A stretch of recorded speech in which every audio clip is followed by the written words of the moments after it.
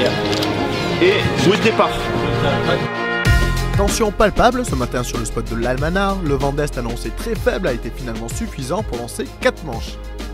Opportunité qui donne l'occasion à Maxime Nocher de reprendre l'avantage sur Axel Mazella qui était passé devant hier. Occasion que notre grand champion ne laissera pas passer puisqu'il s'impose sur les 4 manches devant Axel.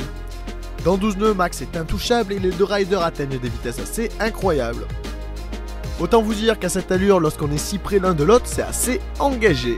Pour ceux qui pratiquent et qui veulent perfectionner leur position, vous noterez la position de la jambe arrière quasiment tendue au maximum chez les deux riders.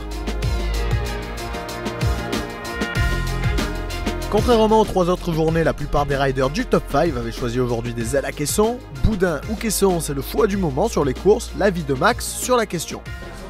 On sait que les ailes à caisson sont beaucoup plus rapides, mais comme le vent des fois est gusty, donc ça veut dire irrégulier, c'est mieux de prendre une aile à boudin où il y a plus de dépower que par rapport à une aile à caisson où on peut vraiment vite se faire emporter, donc tomber et perdre des places. Donc c'était beaucoup plus safe et raisonnable de prendre une aile à boudin, mais comme les conditions aujourd'hui, il fallait prendre tous les risques comme j'ai dit.